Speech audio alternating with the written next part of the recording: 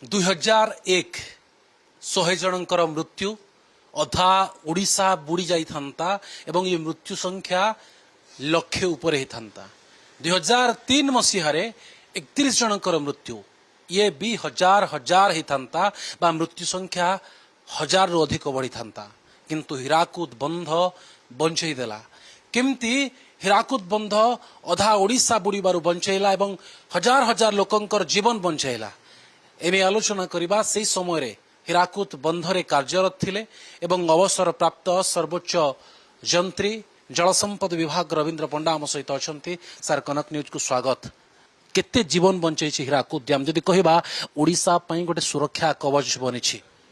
ସୁରକ୍ଷା କବଚ ମାନେ ଦେଖନ୍ତୁ 2001ରେ ମାନେ ଯଦିଓ 14 ଲକ୍ଷ ପାଇଥିଲୁ 19/7ରେ, କିନ୍ତୁ ସେଟା ଆକ୍ଚୁଆଲି 18/7ରେ ପାଖାପାଖି 19 ଲକ୍ଷ ହେଇଥାନ୍ତା ଯଦି ହୀରା ମୁଣ୍ଡଳିରେ ପିକ୍ ଶୋଇଥିଲା। 14 ଲକ୍ଷ ଘନଫୁଟ ପ୍ରବାହିତ ହେଇଥିଲା ସେଟା 20/7ରେ, କିନ୍ତୁ 18/7ରେ ଯେତେବେଳେ ବନ୍ୟା ଆସିଲା ସେଇଟା ସେଇ ସମୟରେ ଯଦି ଆମର ହୀରାକୁଦ ଡ୍ୟାମ୍ ନଥାନ୍ତା ସେଥିରେ ଆଉ 8 ଲକ୍ଷ ପାଖାପାଖି ମିଶିଥାନ୍ତା। 11 ଲକ୍ଷ କେତେ ପ୍ରବାହିତ ହେଉଥିଲା 18 ଲକ୍ଷରେ ମୁଣ୍ଡଳିରେ, ସେ ଆଉ 8 ଲକ୍ଷ ମାନେ 8 ଲକ୍ଷ ଘନଫୁଟ ମିଶି ଯାଇଥାନ୍ତା। କାରଣ ସେଇଟା ଆମର ହୀରାକୁଦ ଡ୍ୟାମ୍ ରିଟେନ୍ କରି ରଖିଲା, ଯାହାଦ୍ୱାରା ସେଇଟା 11.21ରେ ରହିଗଲା। ନଚେତ୍ ନଥାନ୍ତା ତାହେଲେ ସେ 8 ଲକ୍ଷ ଘନଫୁଟ ଜଳ ଯାଇକି ମିଶିଥାନ୍ତା ଏବଂ ପାଖାପାଖି 19 ଲକ୍ଷ ଘନଫୁଟ 2001ରେ ହେଇଥାନ୍ତା। ମୁଣ୍ଡଳିରେ 19 ଲକ୍ଷ କ୍ୟୁସେକ୍ ଜଳ ପ୍ରବାହିତ ହେଇଥାନ୍ତା।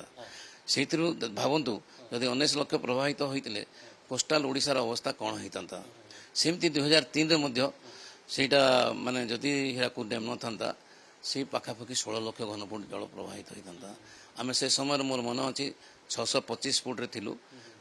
ଫ୍ଲଡ୍ କଣ୍ଟ୍ରୋଲ ପାଇଁ କିଛି ଗେଟ୍ ବନ୍ଦ କରିଦେଲୁ ଏବଂ 629.54 ପର୍ଯ୍ୟନ୍ତ ଆମେ ଅପେକ୍ଷା କଲୁ ଏବଂ ତାପରେ ଧୀରେ ଧୀରେ ଆମେ ତଳମୁଣ୍ଡ ଯେତେବେଳେ ଗେଜ୍ କମି ବସିଲା ଖଇରମାଲରେ ଧୀରେ ଧୀରେ ଗେଟ୍ ଖୋଲିଲୁ ଏବଂ 54 ନମ୍ବର ସବୁ ଗେଟ୍ ଖୋଲା ହେଇଥିଲା 31 ସନ୍ଧ୍ୟା ସୁଦ୍ଧା।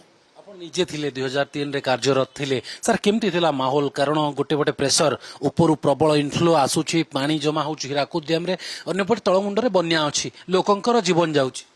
ସେତେବେଳେ ମୁଁ ଆକ୍ଚୁଆଲି ସହକାରୀ ନିର୍ବାହୀ ଯନ୍ତ୍ରୀ ଥିଲି। ଆଉ ସେତେବେଳେ ଆମର ଯିଏ ମୁଖ୍ୟ ଯନ୍ତ୍ରୀ ଥିଲେ ଶ୍ରୀଯୁକ୍ତ ସୁଧାକର ପତ୍ରୀ, ସେ ବହୁତ ଏକ୍ସପିରିଏନ୍ସ ବି ଥିଲେ, ତାଙ୍କ ସହ ମୁଁ ଥିଲି। ସେ ସମୟରେ ଅବଶ୍ୟ ନିର୍ବାହୀ ଯନ୍ତ୍ରୀ ଆଉ ଅଧୀକ୍ଷଣ ଯନ୍ତ୍ରୀ କିଛି ଦିନ ପାଇଁ ସେ 2 ଦିନରେ ଛୁଟିରେ ଥିଲେ। ସେମାନେ ବି ଜାଣିଥିଲେ ଆଜି ହଠାତ୍ ଏମିତି ଆସିବ ବନ୍ୟା ହେବ ବୋଲିକିରି। ସେ ସମୟରେ ସେମାନେ ବି ଆସିଗଲେ, ପହଞ୍ଚିଗଲେ ଠିକ୍ ଟାଇମ୍ରେ। ଆଉ ଆମେ ଧୈର୍ଯ୍ୟ ସହିତ ଯେହେତୁ ଆମେ ବନ୍ୟା ପରିଚାଳନା କରିଥିଲୁ ଏବଂ ଆମେ 629.54 ଫିଟ୍ ପର୍ଯ୍ୟନ୍ତ ରିଜର୍ଭର ବଢ଼ିବା ପର୍ଯ୍ୟନ୍ତ ଆମେ ଅପେକ୍ଷା କରିଥିଲୁ ଯେମିତି ଡାଉନଷ୍ଟ୍ରିମ୍ର ଫ୍ଲଡ୍ ହ୍ରାସ ପାଇବ।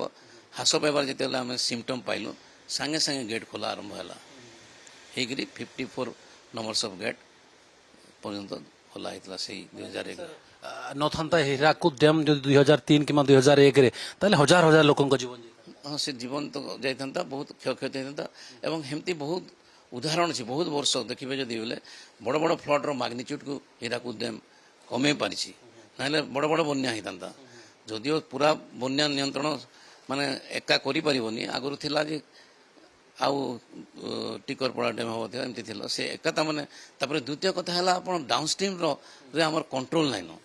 ଡାଉନଷ୍ଟ୍ରିମ୍ ପାଣିରେ ବି ବହୁତ ବନ୍ୟା ଆଉଛି, ସେଇ ବନ୍ୟା ପାଣି ପାଇଁ ଆମେ ଟାକୁ ଆମ ପିକ୍ କେମିତି ହୀରାକୁଦ ଡ୍ୟାମ୍ର ପିକ୍ ସେଇ ତଳମୁଣ୍ଡର ପିକ୍ ସାଙ୍ଗେ ନ ମିଶୁ, ସେଇଟା ହେଲା ପରିଚାଳନାର ବେଶୀ ଗୁରୁତ୍ୱ। ଯଦି ଠିକ୍ ଟାଇମ୍ରେ ଆମେ ଅପରେସନ୍ ଗେଟ୍ ଗୁଡ଼ାକ ନ କରିବୁ, ବନ୍ଦ ନ କରିବୁ, ତାହେଲେ ହୀରାକୁଦର ରିଲିଜ୍ ପାଣି ଆଉ ତଳମୁଣ୍ଡର ପାଣି ମିଶିକିରି ବଡ଼ ବନ୍ୟା ବି କରିଦେବ। ସେଇଟା ହେଉଛି ମେନ୍ ଟେକ୍ଟିକ୍ସ। ସେଇଟା ଭଲ ଭାବେ ଆମକୁ ଫୋରକାଷ୍ଟ କରିବାକୁ ପଡ଼ିବ, ମାନେ ଆକଳନ କରିବାକୁ ପଡ଼ିବ, ଯାହାଦ୍ୱାରା ବହୁତ ବନ୍ୟାର ମାନେ ମାଗ୍ନିଚ୍ୟୁଡ୍ କମେଇ ଦେଇପାରିବୁ।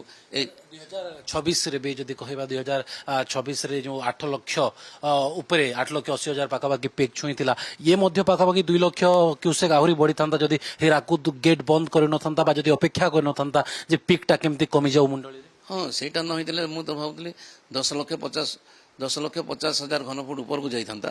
ଆଉ ଗୋଟେ ବି ଆମକୁ ନେଚର ସାହାଯ୍ୟ କଲା, ଯେଉଁ ବେଲଗାଁରୁ ପାଣିଟା ଲେଟ୍ରେ ଆସିଲା ଡାଉନଷ୍ଟ୍ରିମ୍ର ତେଲ ନଦୀରୁ, କାରଣ ସେତେବେଳେ ସେ ବର୍ଷାଟା ଯେଉଁ ହେଲା ଲାଷ୍ଟ ପାର୍ଟରେ ହେଲା, ତେଣୁ ଯେଉଁ ପାଣିଟା ଆସିଲା ସେ ଲେଟ୍ରେ ଆସିଲା।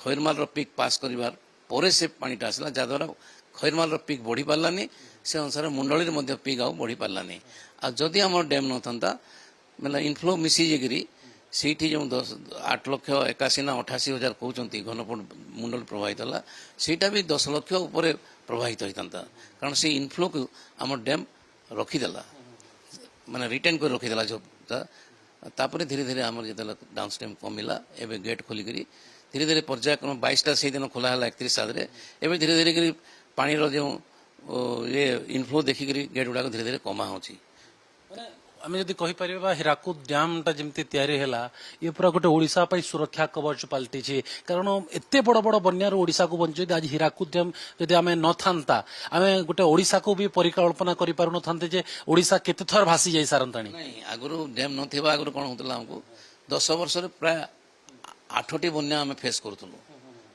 ओडिशा फेस करूला जदि डैम हबार खसी जाइए प्राय 10 वर्ष 3.3टी बन्या फेस करुच्ची बर्तमान माने देखिए माने 67% तामने कम कमी जाइए आउ बड़ बड़ बन्या को मध्य से ह्रास कर जदि न था जदि हीराकुद न था कौन होता यार पिक इनफ्लो तार पिक संगे मिसिक बड़ बन्या कर बहुत जगह मैग्निट्यूड पूर्व भी बन्या होइतिबो सर बहुत धन जीवन नष्ट होइतिबो हाँ सेटा बहुत से 10 वर्ष प्राय 10 प्रति 10 वर्ष 8टी बन्या आसला आ सेते बेले भी बोधे तार हाएस्ट बन्या को मन पड़ुनी 15,72,000 घनफुट जाइथिला हाएस्ट कोड तार मोर अवसर सालट मन पड़ुनी आ एबर हमर 15,84,000 घनफुट होइछि 1982 रे किंतु सेतिरे खाली डाउनस्ट्रीम रो दान थिला हमर सेते बेले डैम रिलीज प्राय बंद थिला ए जो 82 बन्या रे कारण एमती हला पावर हाउस भी बंद हो गला जते वर्षा हला डाउनस्ट्रीम रे सेतिरे किंतु 9,000 मात्र क्यूसेक्स से पिक रे हमर 82 पिक रे मिसतिला सेटा भी डाउनस्ट्रीम रो वर्षा रही एपन तो हीराकुद 2टा बन्या करछि तार निज रिलीज रे 1961 रे प्राय 11.78 लाख क्यूसेक्स माने बन्या निष्कासन होइतिला 78 गेट्स टोटल खुला होइतिला 80 रे पाखापाखि 11.79 लाख क्यूसेक्स छड़ा होइतिला सेते बेले प्राय हमरो 88 गेट खुला होइतिला औसो मु ए कहले 61 रे सेटा थिला 11.56 लाख क्यूसेक्स घनफुट जोटा मु 78 कहले 11.56 लाख घनफुट बन्या जल छड़ा होइतिला एई दुईटा होजे 10 लाख ऊपर हमर बन्या जल छड़ा होइतिला आ डाउनस्ट्रीम रे प्राय 10 लाख ऊपर हेले बन्या कहा जाउतला जो हमर हीराकुद मैनुअल बही रे अछि किंतु एबे हमें देखुछु 8 लाख रे डाउनस्ट्रीम प्राय पैनिक हे गलेनी कोन मु टिके एटा से माने टिके एग्जामिन करिवार अछि काहे कि 8 लाख रे आ होतला किंतु सेतरे लखा 10 लाख से होले बन्या धरतला एबे त हम 8 लाख ऊपर देखिले प्राय डाउनस्ट्रीम रो बन्या बहुत ये होची पैनिक आनुची आलोचना करूँ जे जदि 2001 मसीह हीराकुद डैम न था तेज चिंता करंतु मंडली रे 19 लाख क्यूसेक जल प्रवाहित होता एवं पूरा पूर्व ओडिशा बुड़ी जाता सेपरी 2003 मसीह पाखापाखि 16 लाख क्यूसेक जल प्रवाहित होता तेज अवस्था ये कौन होता 2026 बड़ बन्यारू हीराकुद डैम ओडिशा को रक्षा करी बुढ़ा बंध को सुरक्षा कवच कहुए ओडिशार संबलपुर वीडियो जर्नलिस्ट सुब्रत लिपन होता कनक न्यूज।